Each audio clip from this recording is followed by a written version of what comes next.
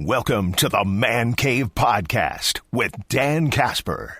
Do you remember, because you're a wrestling fan, do you remember, were you of age was it a little bit before? It was. Okay. Well, I mean, it was well before my time, but yeah, I mean, Bob was, I think we all picture the Andre Giant. You heard during the break, Morgan kind of alluding to him being in the being in the WWE Hall of Fame because he was a big part of, I think, WrestleMania 3 and 4 as like a guest host kind of a thing. So he'd be interviewing people, and there's a couple either videos. I mean, the notable one was him interviewing Andre the Giant, where and talking with anyone that was kind of around WWE at that time, like you have like celebrities that kind of come in, either you get it or you don't. And they said he was one that just absolutely he got it. He was excited to be a part of it, and just and it's such a famous clip, which it ends up with Andre the Giant choking Bob Uecker, and Bob Uecker's just got this like almost like this cartoon look on his face, like he got it. Yep. I think there's another one too with him and Jesse Ventura. Right. There's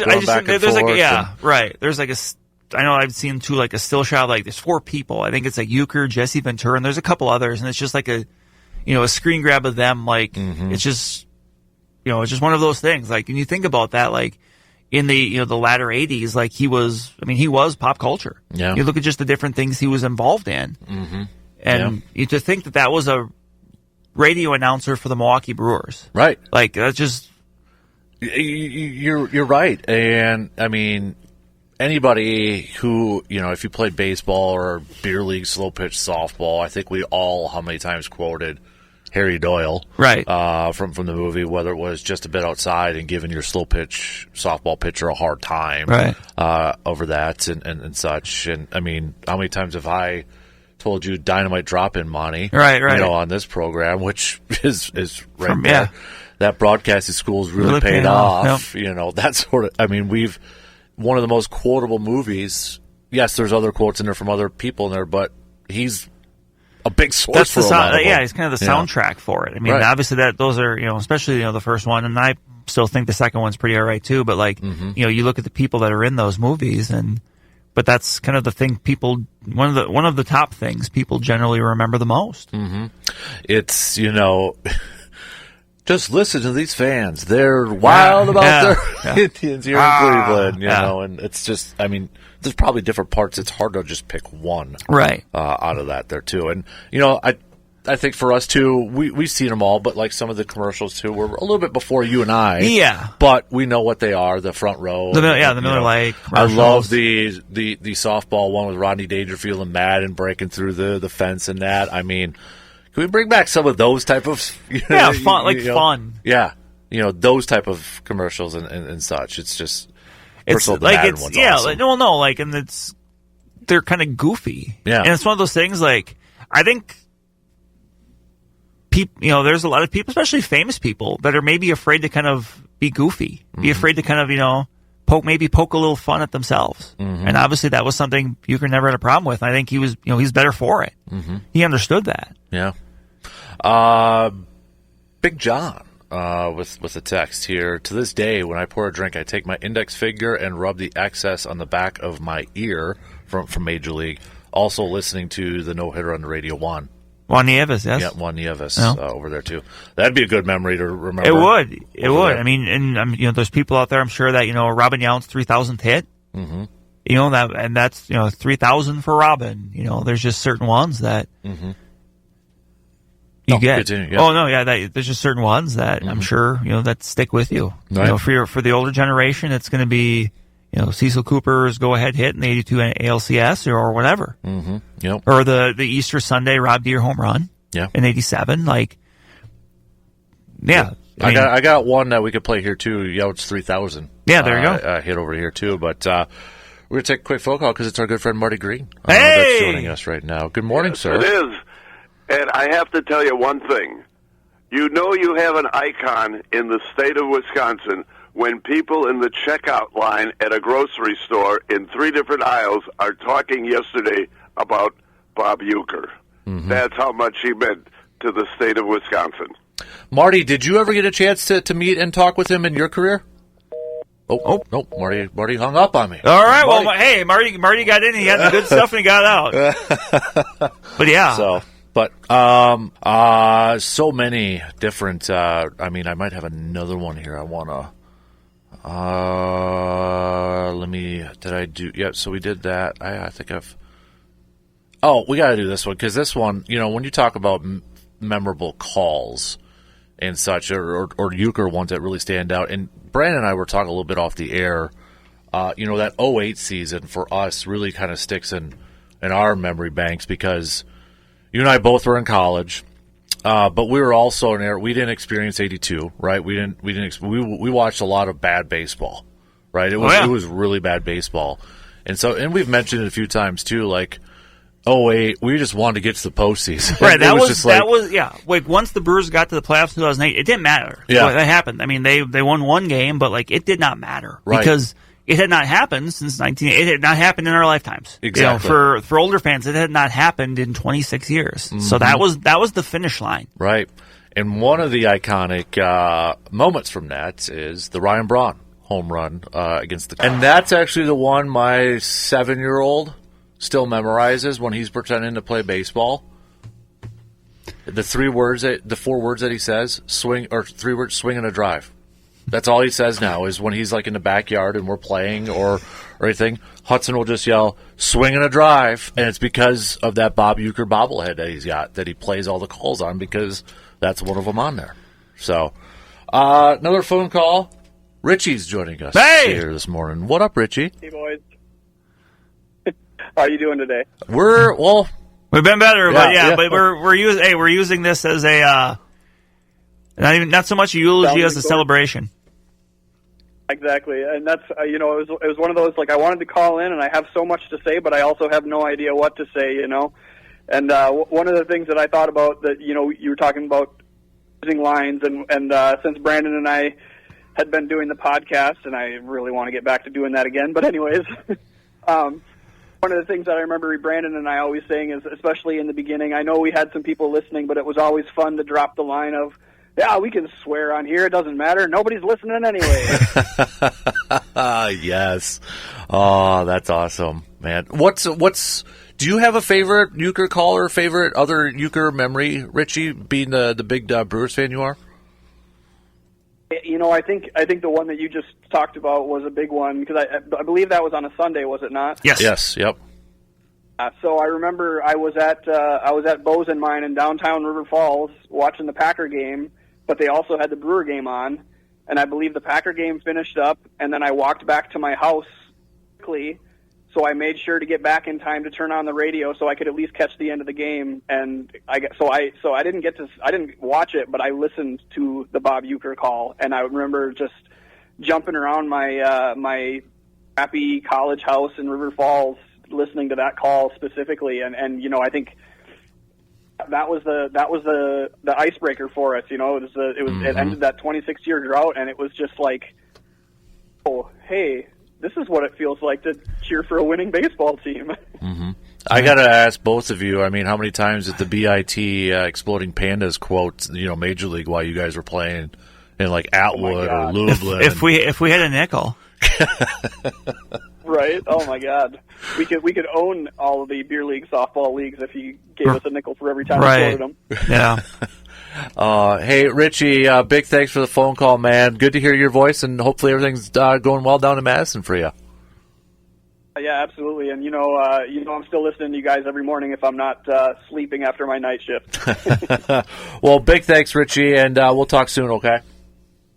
Bet. There you go, Richie, our good buddy down there in Madison.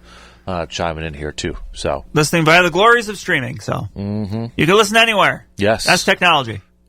Anywhere, anywhere. We know we've got fans across the pond. Yep. I haven't heard from Tom from across the pond here a little bit. I figured maybe with his Lions, maybe this way. Yeah. Maybe he doesn't want to jinx it. Maybe. Or maybe because I know they're in a different time zone. He's really living it up with this postseason. There we go. Now, That could be. But continue to send us your favorite. It could be your favorite quote, could be a favorite call, it could be, like I said, a random, listening to a game, like for whatever reason, that one where he was interviewing a kid just stood out to me, that sort of stuff. So we had earlier, this was a good one from Stetsonville Brad. I'll reread it, but he said 10 to 15 years ago, Bob used to respond to a question during a game, and the Express were doing a Bob Uecker bobblehead, so I wrote him telling him about the event and asking if he had any memories of his playing days at Carson Park. He picked that question and fondly reminisced about his time here for like 15 minutes during the Brewers game. So, which is very unique too, because we are in Eau Claire right now, so we have some of those stories, right? And well, before we take a quick break, we might as well let's take another quick phone call. And well, Mr. kind of very involved in our local baseball area too, Mr. Mark is joining us. Mr. Mark Faunus. Good morning, Mark. Hey guys, how you doing? Well, we're doing okay. How are you doing this morning, sir? I'm doing great. I think it was Brandon mentioned a minute ago the Easter Sunday miracle. I can tell you where I was driving in my car when you made that call. I was up on the top of 3rd Street, up by that convenience store, and I damn near drove off the road because the state was a buzz.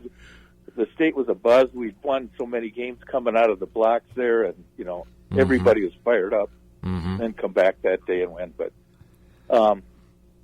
just a quick story about something nice you did. You guys know I've been a long time running the American Legion program here in Eau Claire. In 1992, we were going to host the state tournament, and we're trying to figure out how to promote it. And we thought, wonder if Uke would give us having played here in Eau Claire and all that, if he would give us a promo. So I remember talking to our own, local sportscaster legend, Mike Sullivan. Mm. And Sully says, well, write him a letter. He says, and put in there, tell Bob that the dents are still in the backstop from when he caught here. And a couple weeks later, had the Brewer game on, and obviously Uke had got the letter and talked about American Legion baseball, the state tournament here, and went on about how great Carson Park was and his time in Eau Claire and all that. But it gave us a good promotion for our tournament. And shortly thereafter, my phone was ringing off the hook from all the other, my colleagues in American Legion baseball around the state that had heard it. And they're like, Mark, how'd you do that? Just wrote a letter. I don't know, just sheer luck. But anyhow, it was a special thing I remember about you, Kim, doing for us here. That is such a great story. That is such a cool story. I was wondering if you had one, Mark. I've been waiting this morning, so a big thanks for sharing that, sir. Yeah. Yep. Thanks for all you guys are sharing. So. Oh, absolutely. Have a great day. Yeah, you too. Thank you, Mark. Thank you for that phone call. That's a cool story. That's awesome. That's a story I like hearing there. So. Richie with a quick text over here too says, speaking of streaming, listen to Bob every day while living in Alaska too. So, and then our good friend Marty did email us and said he met him when inducted into the Wisconsin Broadcasters Hall of Fame over there. So keep those stories coming and keep sharing your favorite liners, quotes, whatever the case may be. We got thank you to everybody who has already done so here this morning, because there's a lot of good ones there, and especially with being in the Eau Claire area, got that local connection, like what Mark just shared. Right. Something with that, or because he did play here back in the day, so it's got a little bit more of a local feel to that. It's a local connection. So right. I mean, there's people out there that probably might have seen him play when he was in Eau Claire. Yeah, and I know, and we kind of mentioned it a little bit earlier, but a couple people mentioned it too, are they going to do anything for him this year? And then there'll be a time and a place for that. They'll figure that out. And honestly, they've probably already been thinking about something for a while. This is one of those things, you're right. Like, you kind of knew that this was something that, this isn't, let's put it this way, there's suddenly not the conversation of, what are we going to do? Right. What that is, we don't know, but it'll be appropriate, and we'll learn about it in time. Mm-hmm. Yeah, but I just, one of the things too that we heard from, I believe it was Brandon Woodruff yesterday when he was talking, and Bronny was talking, of course, and such. But Woodruff let it known, whether it was Council or Pat Murphy, if the team was kind of in a little bit of a rut or a little bit of a, where they just needed a different voice, it was Uecker that the manager would bring in. Right. He was just viewed as one of the players. Mm-hmm. Like, and that's what Braun said. He's one of us. Yeah. Sort of thing. And just to have that, like I still remember the story too. Remember when they acquired Yelich, who was on the plane to go bring him back, like to FanFest, because it was right before. Yeah, it was mid to later part of January, and that FanFest is always like that last weekend of January. Mm-hmm. It was Anasio, Braun, and Uecker, and that was kind of Yelich's first time. It was Yelich's first time meeting it. But then, we talk about how many times in sports, relating to different generations, right? A lot of times we talk about with head coaches is like, can that head coach relate to these guys? No better example of how Uecker, I think, related to maybe younger players now is when you have Paul Skeens come into town and say, I want to meet him. I want to meet him. Yep. And, obviously they met. But, you want to talk about a guy who has no issues whatsoever relating or being still viewed as an icon to a younger fan base. Right. There's your example right there. Yep. And that's incredibly rare for that. Because there's some people like, you say, well, Bill Belichick. I remember saying this, and coaching football. Kids didn't know who Bill Belichick was, right. But there's it's just so unique, and where I don't think you're going to see that type of connection. No, and I'm trying to think even right now.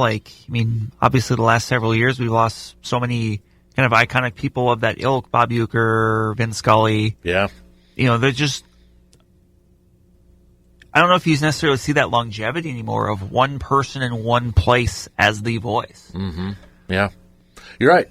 Because and there's other ones out there. Right? You can look at Ernie Harwell in Detroit, Marty Brenneman in Cincinnati, obviously Harry Carey in Chicago. Mm-hmm. There's just so many of those teams where there's just that voice that's synonymous with that team's brand of baseball. Mm-hmm. Because you're right, and I feel like it's more baseball. And Packers, yes, they got Wayne and Larry, and Badgers, Matt LaPena. But I feel like it's baseball. The announcers are, as fans, you feel like the announcers are a part of the team. And and that's the other thing I brought up earlier about baseball. Baseball's every day. Mm-hmm. So it's 162 games. There was a time where all the games weren't on TV. So many times if you wanted to keep an eye on keep an ear on what's going on, you listened. Mm-hmm. My dad's a perfect example. He doesn't really watch the games on TV, but his radio set up in his living room, and he listens to every game. Mm-hmm. Yeah. Kent on our on our YouTube stream, the Army sponsored the Brewers in the mid-'80s. Uecker had 2 memorable ad-lib ads, like parades, join the Army, and sign up for ROTC, become a 5-star general, and boss around your drill sergeants. So that's Kent from Altoona. So, that's a good one there too. So you can YouTube a bunch of different commercials out there. Let's put it this way: if you got some time, take the time, because that's a rabbit hole you can go down on, and I guarantee you will enjoy every second of it. Mm-hmm. Especially like the beginning of his. I know I mentioned the Hall of Fame speech, but you go to that and hear the stories about. He talks about his dad, and his dad was from the old country, and he's like, I remember when my dad, got me a football, and we'd play catch and we'd struggle. It was a struggle. Got a lot easier after he blew it up. Stuff like that. Just off the cuff stories. So yeah, the Hall of Fame speech though is just perfect. It's perfect. But you're right. You mentioned it in that same speech too. You mentioned he's like, I still think I should have gone in as a player. Yeah. Well, and then he made the joke about homering off Sandy Koufax, and that he was glad it didn't diminish his Hall of Fame resume. Right. Yeah. And, he's got, some records, 90% of them he hopes to never get published or the record.